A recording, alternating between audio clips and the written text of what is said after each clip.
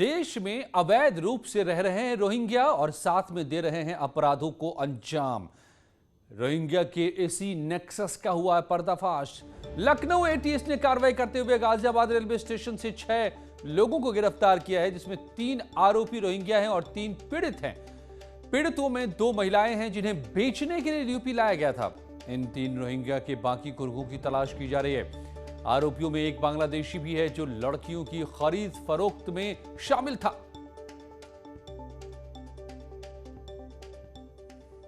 हमारी एटीएस की टीम ने 5 व्यक्तियों को गाजियाबाद रेलवे स्टेशन पर उतार कर उनसे पूछताछ की। नूर जो सरगना है, नूर इस्लाम उर्फ मोहम्मद नूर ने यह भी बताया कि उसका एक अन्य साथी उनको रिसीव करने के लिए दिल्ली स्टेशन पर आने वाला है और वहाँ उस व्यक्ति को भी हमारी टीम ने एप्रीहेंड किया। टोटल 6 व्यक्ति हम लोगों ने हिरासत में लिए। अभी तक के जो पूछताछ हुई है उसके हिसाब से इसमें 2 महिलाएं जो कि नाबालिग लग रही हैं और एक और व्यक्ति है जो कि जिसकी तस्करी हो रही थी। तो 3 ऐसे हैं जो कि विक्टिम हैं और 3 ऐसे व्यक्ति हैं जो कि अपराधी हैं। इनको अपराधियों को हिरासत में लिया गया है। लखनऊ से हमारे संवाददाता ऋषभ मणि त्रिपाठी मेरे साथ जुड़े हैं। ऋषभ, तो क्या और जानकारी इसके बारे में, कैसे चल रहा था ये पूरा इनका गोरखधन था? देखिए, जो नूर मोहम्मद बताया जा रहा है वो इसमें किंगपिन है। वो बांग्लादेश से जहां जहां बॉर्डर मिलता है इंडिया का, त्रिपुरा हो चाहे वेस्ट बंगाल हो, वहां से रोहिंग्याओं को लाता है अवैध तरीके से। और खास तौर से जो नाबालिग लड़कियां हैं, यहाँ पर भी 2 नाबालिग लड़कियां हैं, एक नाबालिग किशोर है, जिनको फिलहाल यूपी एटीएस पीड़ित मान रही है। इसलिए उनको आरोपियों की लिस्ट में रखकर गिरफ्तार कर जेल नहीं भेजा है, उनको बाल सुधार गृह भेजा है। तो ऐसे युवतियों को, ऐसे बच्चों को अवैध तरीके से नूर मोहम्मद एंट्री कराता है भारत में और अलग अलग राज्यों में, अलग अलग शहरों में इनको बेचा जाता है। जो 2 युवतियां हैं, ऐसा बताया जा रहा है कि उनको भी एनसीआर के इलाके में कहीं बेचा जाना था और ऑलमोस्ट उनका सौदा तय हो चुका था। एटीएस ने फिलहाल ट्रेन से ही उनको उतार के गिरफ्तार कर लिया है। नूर मोहम्मद और उसके जो 2 साथी रोहिंग्या मुस्लिम्स हैं, एक शबीउल्लाह है, एक का नाम है, एक का रहमतुल्लाह नाम है, उनको भी गिरफ्तार कर लिया गया है। अब तलाश की जा रही है उस नेटवर्क को जहां से नूर मोहम्मद इन नाबालिग लड़कियों को बेचने का काम करता था। वो कौन लोग हैं जिनको नूर मोहम्मद सप्लाई करता था? ये लड़कियां, अवैध रोहिंग्या लड़कियां, जिनको देश और प्रदेश के अलग अलग शहरों में बेचा जाता था। तो यूपी एटीएस के लिए अभी भी एक बड़ा टास्क है। पहले गोल्ड स्मगलिंग का भी खुलासा किया था जिसमें अवैध रोहिंग्या लिप्त थे और फीमेल ट्रैफिकिंग का भी अब खुलासा हो गया है। तो एक बहुत बड़ा नेटवर्क है, बहुत बड़ा नेक्सस है, देश के कई शहरों में फैला हुआ है। इसमें बांग्लादेशी नागरिक भी शामिल हैं और कुछ भारत के लोग भी हैं जो इस नेटवर्क को सहयोग दे रहे हैं। अजय, और बिल्कुल, तो ये कितना बड़ा है तार इन रोहिंग्याओं का, क्योंकि लोनी के जो विधायक हैं उन्होंने चिट्ठी लिखी है सरकार को अपनी ही कि यहाँ पर तो उनको राशन कार्ड तक बांटे जा रहे, रोहिंग्याओं को बांट दिए गए हैं, घर दे दिया गया है सरकारी योजना से। तो इस तरीके से यहाँ पर ये रह रहे हैं, अवैध तरीके से रह रहे हैं और अपराध को अंजाम दे रहे हैं। जी अजय, देखिए ये बहुत बड़ा नेक्सस है। अगर इसको सही तरीके से तलाशा जाएगा, सही तरीके से ढूंढा जाएगा तो पता चलेगा कि ये अवैध घुसपैठ से भारत में आते हैं और यहाँ के शहरों में अपनी पैठ बना लेते हैं। इनको लोकल सपोर्ट मिलता है और यहाँ पर इनकी फर्जी आईडी, हमने खुद देखा है, इनके पास चाहे राशन कार्ड हो, पैन कार्ड हो, आधार कार्ड हो, ये सब बनवा के गिरोह दे देता है। और पिछली बार खुद ADG law and order Prashant Kumar ने कहा था कि अगर इसको हम इसका ब्रॉडर व्यू लें तो हमें देख के ऐसा लगेगा कि ये भारत की डेमोग्राफी चेंज करने की साजिश भी हो सकती है, जनसंख्या संतुलन को बिगाड़ने की साजिश भी हो सकती है। तो अब सिर्फ यूपी एटीएस को नहीं, अलग अलग जो और प्रदेश हैं उनकी भी जो एजेंसीज है उनको काम करने की जरूरत है। जो सेंट्रल की एजेंसीज हैं वो भी इस मसले को बहुत स्वीकार करे, उससे एग्री करे कि हाँ ये समस्या है और इस समस्या के ऊपर काम करे। शायद तभी ये समस्या जड़ से खत्म हो पाएगी। नहीं तो ये बात बिल्कुल सही है कि देश के कई शहरों में ये अवैध रोहिंग्या वैध हो चुके हैं और ये हम आपके बीच में घुल मिलकर रह भी रहे हैं। अजय। बिल्कुल, और इसीलिए एनआरसी और सीएए की बात की गई, मगर उसको लेकर जिस तरह से हाहाकार, सियासी हाहाकार देश में मचा वो भी हमने देखा है। तो कैसे काबू पाया जाएगा इस रोहिंग्या की इस समस्या पर, ये देखना अपने आप में बड़ा दिलचस्प है।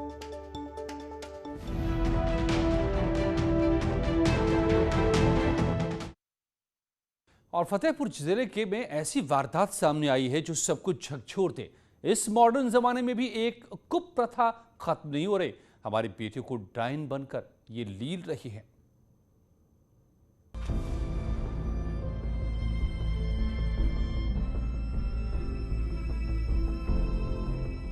महनूर नाम की ये बेटी दहेज के दानवों की भेंट चढ़ गई। आरोप है कि दहेज में 4 लाख की डिमांड नहीं पूरी करने पर ससुराल वालों ने पहले तेजाब से जलाया।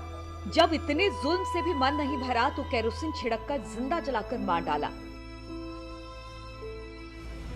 दिल दहला देने वाली ये वारदात सुल्तानपुर घोष थाना क्षेत्र के अपोई गांव की है।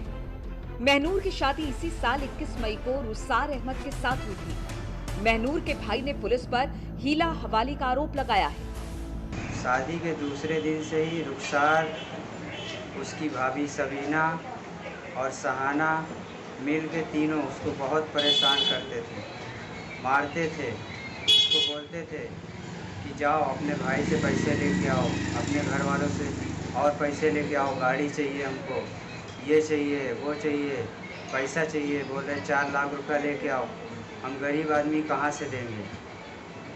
उसके बाद वो लोग उसको जला के मार दिए।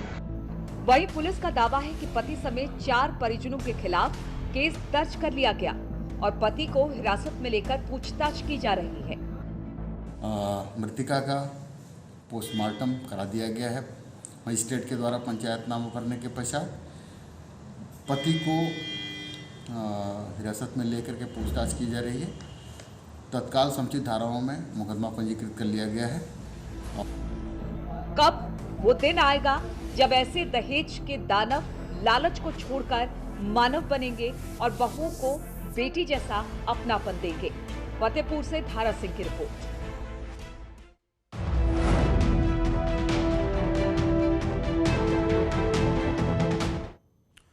रामपुर से भी बड़ी खबर है। यहां भी एक शख्स ने दहेज के लिए नवविवाहिता को 3 तलाक दे दिया। आरोप है कि शहर कोतवाली इलाके में एक पति ने दहेज में 10 लाख रुपए और एक क्रेटा कार नहीं मिलने पर तलाक दिया है। 4 माह पहले शादी हुई थी। तलाक पीड़िता ने पति पर गंभीर आरोप लगाए हैं। नशा करके जलाने का भी आरोप लगाया है। इंसाफ के लिए अब ये तलाक पीड़िता भटक रही है।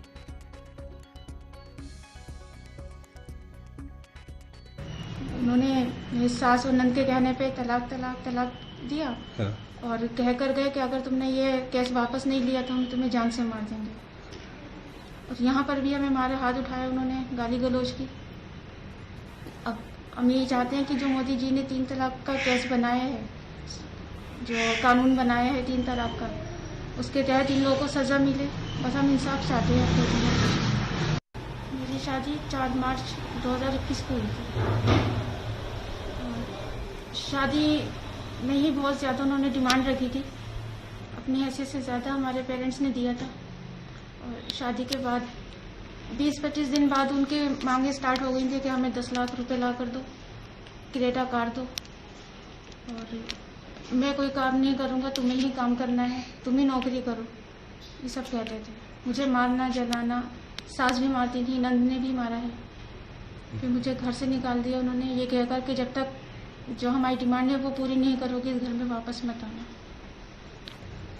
फिर जब उनकी डिमांड पूरी नहीं कर पाए तो उन्होंने हमें मार पीट कर निकाल दिया था घर से। अच्छा।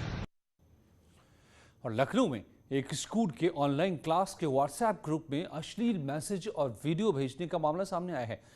पीड़ित परिवार के मुताबिक उनकी नाबालिग बेटी को बदनाम करने की साजिश रची जा रही है, जिसके तहत आरोपी छात्र व्हाट्सएप ग्रुप में अश्लील मैसेज भेजकर छात्रा को परेशान कर रहा है। छात्रा और उसके परिवार को धमकी भी दी जा रही है। बच्ची के साथ पूरा परिवार दहशत में है।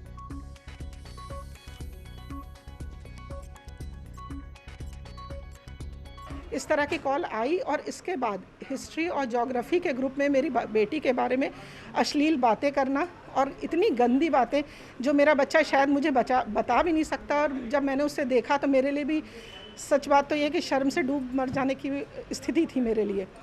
इसमें कोई ना कोई जो भी इन्वॉल्व है, वो स्कूल का बच्चा इन्वॉल्व है, साथ में उसके पेरेंट्स या कोई बड़े लोग इन्वॉल्व है, जिस तरह से उसको साइबर क्राइम की पूरी जानकारी है और जिस तरह से वो धमकाता है मेरी बेटी को और इतनी गंदे मैसेज उसने जो भेजे और नए नए ग्रुप बनाता है। इसमें ऑनलाइन क्लास में उस छात्रा के मोबाइल नंबर पे कुछ मैसेज भेजे जाते हैं अश्लील टाइप के, उसका मुकदमा दर्ज कर दिया गया है मड़ियाँव थाने में और उसकी विवेचना हो रही है। कोरोना काल में जहां ऑनलाइन कक्षाएं छात्रों के लिए एक बेहतर विकल्प के रूप में सामने आई, वहीं अब ये कई छात्राओं व अभिभावकों के लिए परेशानी का एक सबब बनती जा रही है। ताज़ा मामला राजधानी लखनऊ के सेंट एंटनी इंटर कॉलेज का है, जहां एक छात्रा के ऊपर व्हाट्सएप ग्रुप में अश्लील मैसेज वीडियो भेजा गया, जहां छात्रा इससे डिप्रेशन का शिकार हो गई। वहीं अभिभावकों के द्वारा इस पर मुकदमा पंजीकृत कराया गया है।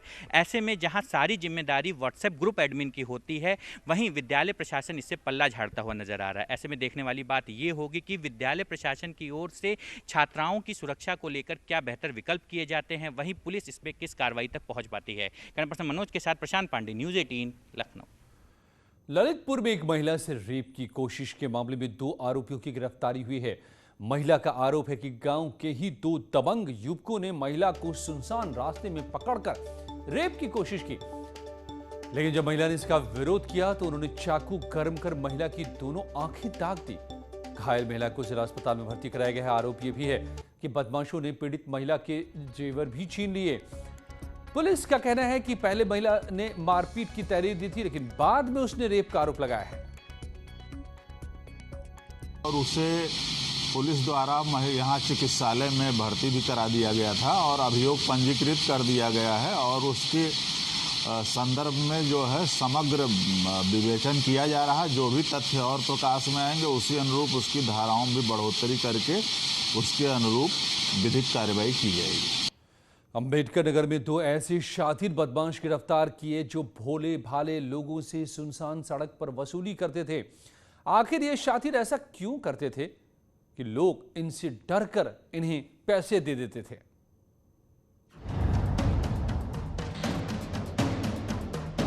पुलिस के गिरफ्त में दिख रहे ये दोनों युवक शक्ल से पढ़े लिखे और भोले दिख रहे हैं, लेकिन ये असल में बेहद शातिर हैं।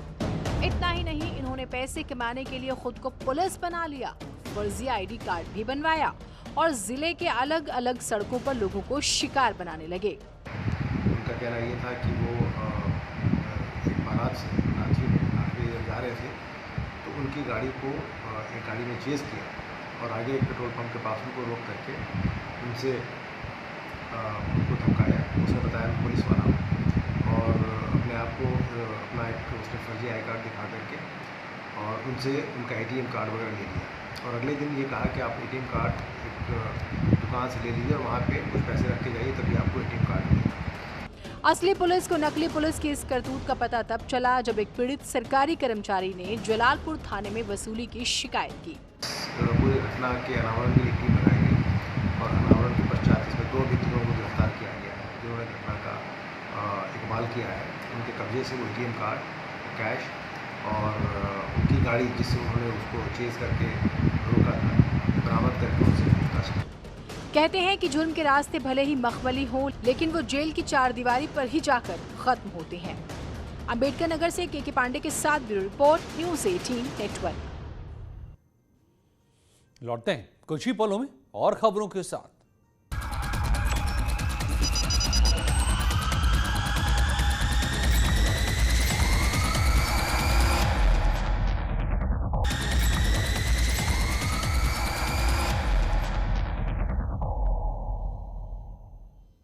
भदोही से खबर है जहां पर एक युवक ने अपने पिता की हत्या के आरोपी को मार डाला।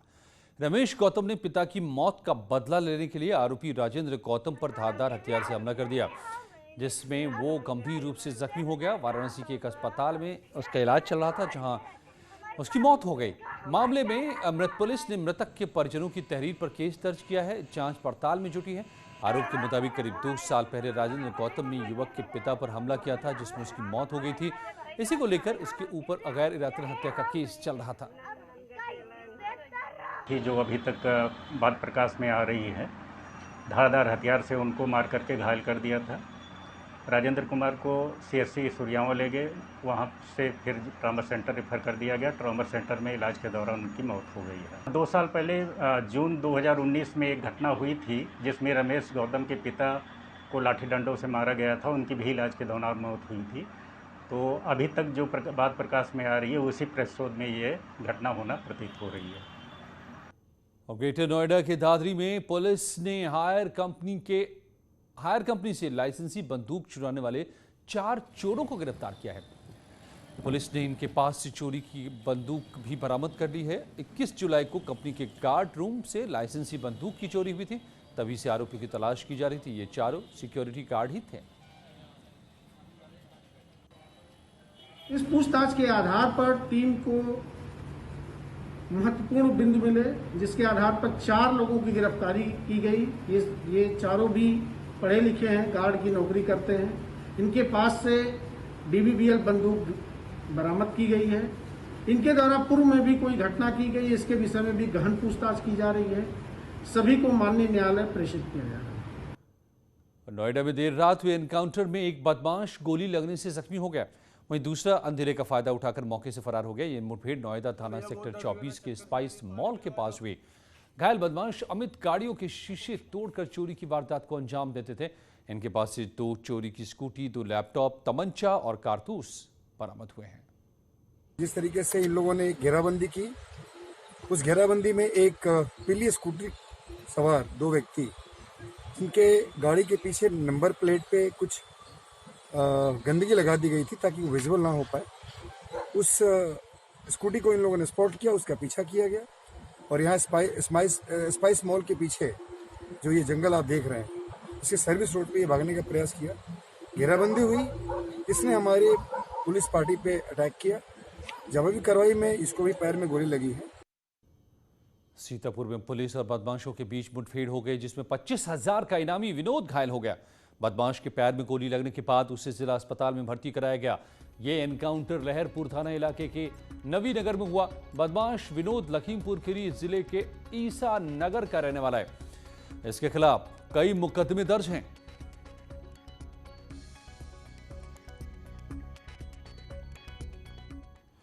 फर्रुखाबाद में चारपाई पर बैठने से मना करने पर दबंगों ने एक शख्स को दौड़ा कर पीटा।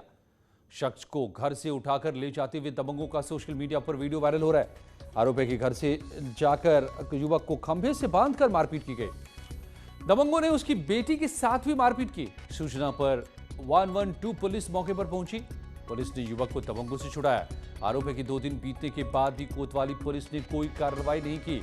कोतवाली फतेहगढ़ क्षेत्र के निनोवा गांव का मामला।